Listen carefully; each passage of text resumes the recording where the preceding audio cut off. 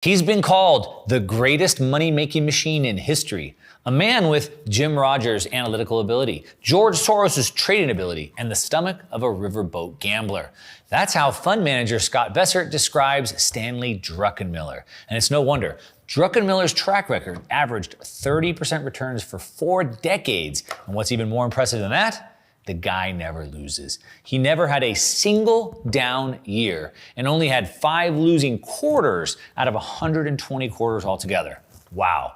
And if you want to know what his secret is and how you can use it to have the same market-beating returns, well, of course you do. We all do. So when he admitted his secret of how early in his career he realized the truth of how markets actually worked and how this led to his historic run as the GOAT, the greatest of all time in investing, we should all be paying attention. So in this video, we're going to discuss what Stanley Druckenmiller's big realization was. We're going to look at how he learned to approach the markets totally different than the Warren Buffetts of the world. And we're going to look at how I use this in my investing today and how you can do the same thing as well. So let's go. All right, welcome back. If you're new to the channel, my name is Mark Moss and I make these videos to change the way you think about money because almost everything you've learned is wrong. And if you listen to what we're about to break down from one of the greatest investing legends of all time, you'll realize that he approached it completely differently because yes, even everything he had learned was wrong. All right, so we're talking about the GOAT, the greatest of all time, Stanley Druckenmiller. He's famous in the investing world for outperforming any of the more contemporary peers, consistently delivering extraordinary returns throughout the use of unconventional investment strategies. Notice unconventional, as in contrarian. Because if you want different results than everyone else, you have to do something different, right? But he wasn't always that way. In fact, Stanley Druckenmiller had to relearn it. He had a shaking revelation early in his career that led to his unique abilities. And of course, we can learn and we can use the exact same things. Now for me, I've built my career by learning growth hacks, by learning how to use leverage. And one of those is found in a quote called "Success Leaves Clues." I talk about it all the time. Tony Robbins said, quote, "People who succeed consistently are not lucky. They're doing something different than everyone else. They have a strategy that works, and if you follow their strategy and you sow the same seeds, then you'll reap the same rewards." Let's break down what he said there. So the people who succeed consistently are not lucky. So Stanley Druckenmiller, 40 years without a down year, 30% returns. That was not luck. He did something differently. To the next part, they're doing something different than everyone else. He did something different than everybody else. And so the last part says, if we can find their strategy and follow it, we could have about the same rewards. And so that's what we're going to break down. Now, I've studied most of the greats because I believe success leaves clues. If you've seen me, you've seen me breaking down stuff from Warren Buffett. You see me breaking stuff down from Ray Dalio. A lot of stuff we can learn from both of those, all right? But when it comes to investing greats, Drux, his name is the top of the list. And when you study him, you get the sense that he was built, like I said, in a laboratory, deep in the jungle somewhere, where he was like put together piece by piece to create the perfect investor. Because he has like every character trait that would make up a very good speculator, a good investor, a good trader. He has all of those in spades. Things like mental flexibility, independent thinking to think contrarian, extreme competitiveness for that drive to keep going, tireless curiosity so he could continue to try new things and learn, and of course, deep self-awareness so he could ask himself what was really going on so we can get deeper. But again, Druckenmiller wasn't always this way. Instead, he had to discover what his edge was. He had to unlearn everything he had been taught in order to see and do things his own way. And the beauty is, his secret, it's actually very easy. And it's so easy that you and I, we can do the exact same thing. But first, before we talk about the secret, let's talk about his failed path. Now, in the book written called The New Market Wizards, which we'll put a link down in the show notes down below, highly recommend it. The New Market Wizards, it was written by Jack Schwager, and he writes about Druckenmiller early in his investing career. And he said, quote, "When I first started out, I did very thorough papers covering every aspect of a stock or industry. Before I could make the presentation to the stock selection committee, I first had to submit the paper to the research director. I particularly remember the time I gave him my paper on the banking industry. I felt very proud of my work. However, he read through it and said, quote, 'This is useless. What makes the stock go up and down?' End quote." Imagine that. Imagine coming out of school, learning everything about fundamental analysis, doing all this work, feeling very proud of it, giving it to your boss, and he says, this is useless. You gave me a bunch of worthless paper, but what makes the stock go up and down? Now at this, Druckenmiller was taken back. He didn't understand the question. Wasn't it profits and projections that moved the price up? Well, Druckenmiller went on to say in the book, he said, quote, the comment acted as a spur. Thereafter, I focused my analysis on seeking to identify the factors that were strongly correlated to a stock's price movement as opposed to looking at all the fundamentals. Frankly, even today, many analysts still don't know what makes their particular stock go up or down, end quote. So a couple things there. One, he didn't take offense to it. He didn't get mad. He didn't go cry. No, he said the comment acted as a spur. So this was his self-reflection. He was able to take that constructive criticism and learn from it. So then what he said is, okay, what are the factors? I had to go find, what are the factors that move the price of the stock, not the fundamentals? He said many of the top analysts don't know this, all right? So this hits on something I say all the time, that the quality of your life comes down to the quality of your questions, right? The more precise questions get more precise answers, which is why, when everyone's talking about, AI, ChatGPT, Google Gemini is gonna make everyone super smart, I say, no, it's not. It's not gonna make everyone smarter. They only make smarter people smarter. The smarter people are the ones that ask better questions. But anyway, let's get back to Druckenmiller. So his question, he had to find the answer to which was, quote, what did make stocks go up and down? So if it's not fundamentals like revenue and profits that drive stock prices up and down, then what is it? Now, before we break his insights down, it's necessary to point out that the financial world is chock full of noise. It's chock full of nonsense. It's filled with really smart people who know lots of data, lots of analytics, they know lots of numbers, but they don't understand how the world really works. They're so in the weeds on the technical information that they miss the forest for the trees, as the saying goes. Also, because the financial system's incentive structure is set up so that as long as an analyst, they sound smart, as long as they pretend to know why a stock is going up, they get rewarded. And this holds true for all the talking heads, all the experts, all the ones that you see on social media like this, except for those who are actually trading real money. Because if it's your money on the line, you either learn the game or you don't, you lose out. Now, of course, Druckenmiller was one who actually competed in the arena. So he was forced to learn early on what actually drive prices. And here's what he found. He said, quote, earnings don't move the overall market. It's the Federal Reserve Board. Focus on the central banks and focus on the movement of liquidity. Most people in the market are looking for earnings and conventional measures, but it's liquidity that drives markets. End quote. So it's not earnings that move the market. That's where everyone's focused, the fundamentals. He says, no, it's the Federal Reserve. It's the central banks. It's the liquidity. And he said, most people are looking for earnings in conventional measures. That's what most people do, which is why they have most average results. What he does is he focuses on liquidity. That's what drives markets. As a matter of fact, let's just hear a clip directly from him. I don't think there has been any greater engine of inequality than the Federal Reserve Bank of the United States. I just had the best year I've had in 15 years last year. Everyone wealthy I know is making a fortune. And why are we making it? Because this guy is printing money like there's no tomorrow. And all the data says the people that benefit from money printing are rich people that know how to navigate the markets. All right, so there you heard it directly from the GOAT himself, Stanley Druckenmiller. So now, if it's liquidity that drives markets, then what is liquidity? Well, liquidity is the expansion and the contraction of money, specifically credit, right? It's the biggest variable that drives demand in an economy, and it's something that we should always be following very closely.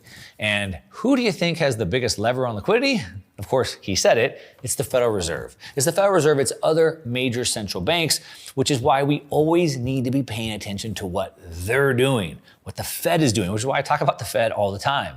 Now, I'm not bashing the usefulness of what are commonly, thought as fundamentals, things like earnings per share. book value, revenue growth, things like that. They're important. Of course they are. They're very important at a singular stock level. But what I'm saying is these are only a few pieces of a much larger puzzle.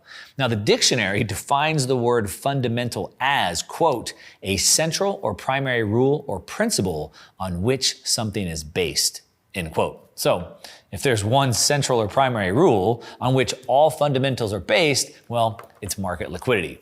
Liquidity is the Mac Daddy of fundamental inputs, and it's not surprising that it's actually the least known and the least understood. Okay, so now that we understand that what drives prices is liquidity, and we understand now what liquidity is, the next question is, what drives liquidity? Again, it's the Fed, it's the central banks, it's the price and availability of credit, and it's this demand that's driven by the tightening and the easing of credit. All right, so let's dig into the weeds a little bit on this. All right, so I want to make sure you can understand this properly. And then once you do, I'm going to show you how we can watch this most important indicator and how we can play this. But now, what we usually think of as money, which is, the stuff we buy things with, is comprised of both hard cash and credit. Now, the amount of hard cash in the system is relatively stable. It doesn't change a whole lot.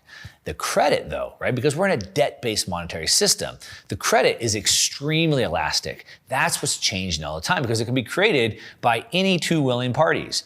It's this flexibility that makes it the main factor in driving liquidity and demand.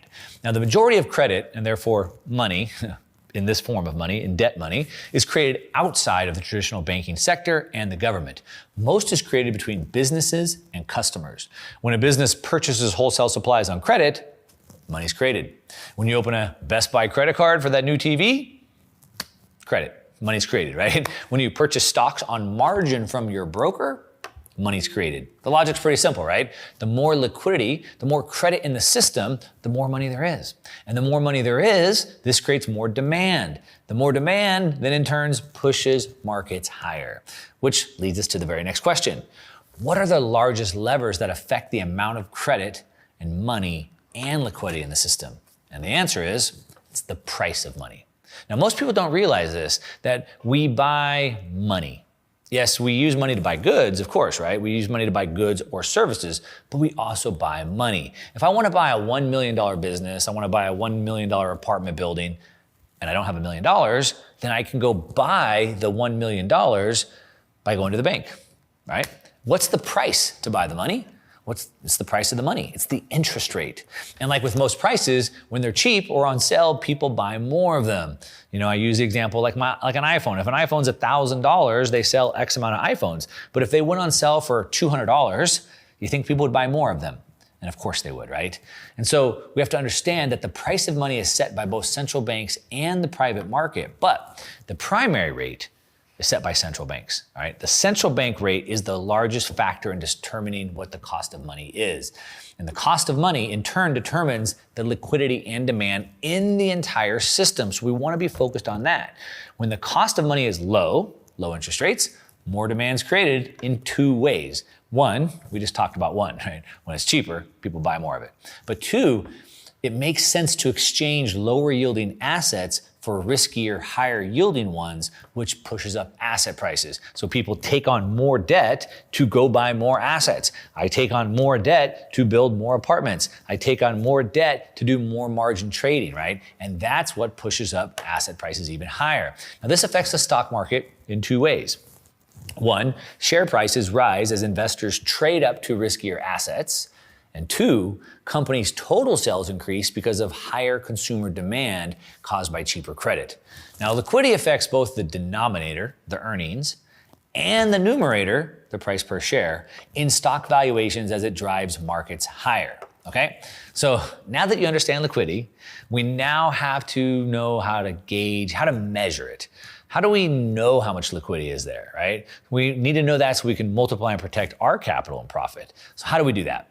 All right, the market is a future discounting machine, meaning that the moves matter. That's why a lot of times I want to show you the charts, I want to show you the graphs, I want you to see the moves. But the moves matter more in the future than in the past. So we want to learn the difference of leading indicators and lagging indicators, right? So the key to being a good investor is to identify the factors that will drive markets going forward. not what drove them in the past. We want to understand the past so we can understand the cause and effect, but we're looking for leading indicators that tell us where things will be in the future. Now, going back to Druckenmiller, he said in a recent interview that, quote, his job for 30 years was to anticipate changes in the economic trends that were not expected by others, and therefore not yet reflected in prices, end quote. So basically what he's saying is if you focus on the future, or you want to focus on the future, not the past. He was trying to anticipate the changes into the future of what people weren't expecting. So like back in November of 2022, when I kept saying there's no crash coming, and January 23, I said it's time to start buying, it's because, well, we'll show you how we measure it. I was anticipating these changes, even though most people weren't, because they were looking at lagging indicators as opposed to these leading indicators. All right, so how do we do that? How do we watch liquidity? Well, thankfully, the Federal Reserve and the central banks of the world, they report this number to us. That's good. First, now we can see the price of money being set at the Fed funds rate. Now you can look at this chart right here and you can just see what the price of money is. Again, when it's more expensive, people buy less of it. When it's cheaper, people buy more of it. We can also look at the balance sheets from the Federal Reserve and other central banks, and we can see when the balance sheet, when there's more money going into the system or less. We can see the money printing binge now totals 8.8 trillion. It's up from 4 trillion at the start of 2020. Now it is down a little bit at the peak, 9.6 trillion in this little taper the Fed's been trying to do. So that's been adjusting the price of money, and in turn it's adjusted the money supply, but that's the Fed, not the global liquidity. We're gonna come back to that in a second.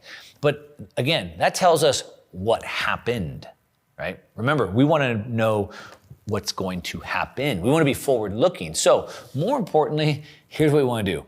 We wanna listen to what the Fed calls forward guidance. It's right in the name, forward guidance. You see, the Federal Reserve used to use something called Fed speak. You probably heard that word before, all right? Now this was a technique that was managing investors' expectations by making it deliberately unclear.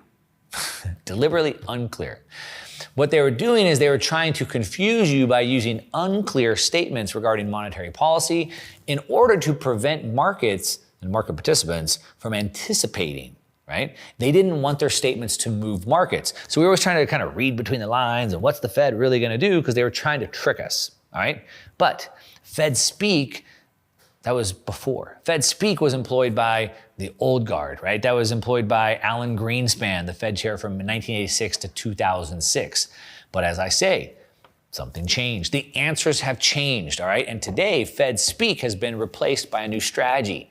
And today, the new strategy of Fed transparency, and it's known as forward guidance. Now, this was pioneered by Fed Chair Ben Bernanke, and it's exactly what Jerome Powell uses today. Forward guidance attempts to influence. So unlike the old way, Fed speak, they were trying to obfuscate what they were trying to say so they didn't influence. But today, forward guidance attempts to actually influence the financial decisions of the participants. You and I, households, businesses, investors. And they do that by providing a guidepost for the expected path of interest rates. So they're trying to tell us in advance what the price of money is going to be in the future. Now, forward guidance attempts to prevent surprises that might disrupt the markets and cause significant fluctuations in asset prices. They literally want to tell us what to expect in the future. Let me give an example. We saw inflation raging 2020, 2021. Asset prices were going up. The price of everything was going up. The Fed was trying to ignore inflation, and it became such a big deal. Finally, November of 2021, Jerome Powell goes on and says, okay, finally, we're going to start to raise the price of money. We're going to start to raise the fund rates. They announced it in November of 2021, but it wasn't until January or February of next year that they actually did something. You see, they wanted to give us a couple of months to front run, to get in front of the moves they're gonna do. It's the whole purpose of what they're doing, all right? He's also continued to do this. We just saw Jerome Powell, Fed Chair Jerome Powell, go on 60 Minutes just a couple weeks ago to address the entire nation. Now, I did a video breaking all this down. We'll link to it down in the show notes down below because you probably wanna go hear directly from him. But here's a couple of the highlights. One, again, forward guidance. He admitted to the people. He said this publicly. And when you go on 60 Minutes, you're trying to address the nation, right? One, he admitted they made mistakes. What mistakes did they make? They made mistakes acting too slow. That's what he said. So if he's admitting the mistake, that means he's not planning to make the same mistake again. So he moved too slow before. Okay, that means he's going to move faster now. 2, he said they're not committed, the Fed is not committed to a 2% inflation number that everyone's fixated on. So you hear a lot of people, oh, they can't pivot, they can't lower rates, inflation's not back down to 2%, blah, blah, blah. Well, he literally said in forward guidance that they're not committed to that number. 3, he said they would rather move too soon than too late. That's what he said. So that means that they would rather risk, and he tells us why, they'd rather move too soon because it's not as bad as if they move too late. It's catastrophic. Again, go listen to the interview, link it down below. 4, he said that they have a plan in place to deal with any bank distress. So a lot of people are saying, oh, but Mark, the BTFP, it's going to end. The banks are going to be, it's ending in March. And what are the banks going to do? And don't you see that these banks are having distress and blah, blah, blah. Yeah, I do. Sure, I know. 3 banks failed 2023. But it went without a hiccup. And he said they have a plan in place to deal with more of that. All right, so they're telling us exactly what's going to happen. What does this all mean? It means more liquidity. And it's not just the Fed. It's not just the Fed, the United States. While it's for sure the biggest driver, we also have to watch what the other major central banks are doing. So there's 4 major central banks. The Fed, of course, Federal Reserve. We have the ECB, the European Central Bank, the BOJ, the Bank of Japan, and the PBOC, Chinese bank, right? We have to watch all of those. And what we can see, the Bank of Japan, they're sticking with their ultra easy policies. They were hoping to try to pivot off of it, but in the last week or 2, that all imploded and they have to stick with their ultra easy policies because, well, you can't taper a Ponzi. You know that, right? We can't forget about the dragon in the East, of course, China. China's PBOC doesn't want to be left out. Instead, they want to lead the easing party. For the last couple months, the country's been manipulating the liquidity in their economy to prevent a complete collapse in their financial markets. They're having a really rough time. They already cut banking reserves to get more liquidity. Back in January, they added more liquidity via reverse repos. I mean, they are trying to shovel in as much liquidity as they can. But why? Why are they working so hard to keep liquidity high? Well, because like I said with Japan, just like every other central bank, they have to keep the Ponzi going or the whole thing falls apart. And as you can see on the chart I have on the screen right now, just over this last weekend, China's plunge protection team, the PPT, they've been hard at work trying to keep the stock prices from going down. And in the US, we have one of those as well. When stock prices start going down too low, the president, the executive branch's team goes to work actively keeping stock prices up. That's what China's team has been doing. And they want to continue to push stock prices higher. And how do they do that?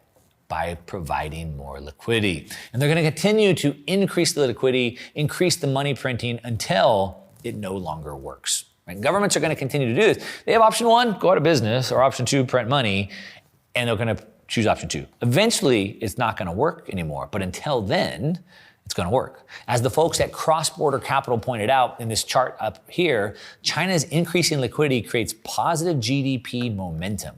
Now, this development in China is really worth paying attention to because while China's been easing and pumping liquidity into the market, the US has still been sort of in this holding period, right? They've been in this pause before the pivot. The Powell told us that they're going to pivot this year, 2024, but they're trying to kind of drag their feet, but that's about to change. The battle of liquidity is on a global scale, right? We have too many investors in the world, in the Western world, they get overly fixated, they get overly focused on the Federal Reserve, and then they ignore the liquidity decisions of the foreign central banks. Now, the US is still the top dog, but countries like China have a very significant impact that can overwhelm the US in certain situations. And as you can see here, China's been growing their central bank balance sheet at a rapid rate, basically like what the US has been doing over the last 15 years. And there's massive trouble brewing in the Eastern world, and this is going to bring an estimated $2 trillion of liquidity into the market. And if that happens, investment assets globally are going to benefit. Now, you have to understand that we live in a digital, hyper-connected world today. Your local geography it can have an impact on you. But the global liquidity situation is the final boss. Now, whenever I talk about this on Twitter or Instagram or whatever, which if you're not following me on there, you should, at @1MarkMoss.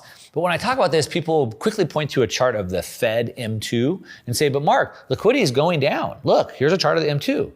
But I say, look, you're missing the forest for the trees. I said, listen, it's a global liquidity we have to look at. If you look at the global picture, And as you can see from the chart on the screen, you can see between the four major central banks, liquidity is actually screaming higher.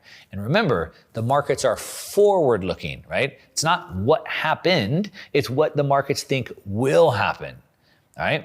You wanna know what the biggest indicator of all to watch for liquidity is? It's the largest borrower in the world, the largest creditor. Who's that? The United States government. And their continued growing debt and spending that's driving markets more than anything else. You know what it is? Well, it's the US government, as I said.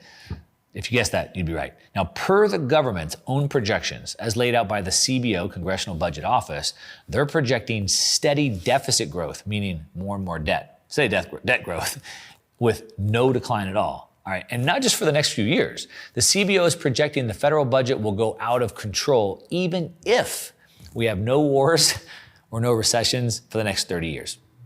Do you think that's gonna happen? Because it seems like we're sort of in wars right now and recessions are right around the corner. But per their own numbers, we're set to have a larger and larger deficit as the federal government continues to spend more and more and more every single year. That means that more debt, more liquidity, and more inflationary pressure is what the markets are forward looking at. Now, on another note, going back to Druck, he said, quote, "I've always loved to play games. And face it, investing is one big game." He said, "You need to be decisive, open-minded, flexible, and competitive," end quote. He also advised that, quote, "If you're early on in your career and they give you a choice between a great mentor or higher pay, take the mentor every time. This means that you should never give up learning and that the returns will come eventually." Now, if you want to watch the full presentation when I break down 2 other investing secrets, then go ahead and watch this video right here. And if you want to know where the liquidity machine is actually going to go based off of rates, then you're really going to want to listen to what Janet Yellen from the Treasury has to say. You can watch that video right here. Now, as always, if you like this video, make sure to click on the like button, give me likes. If you don't like it, give me a thumbs down, that's okay. At least tell me why in the comments down below. Subscribe if you're not already subscribed, and that's what I got. To your success. I'm out.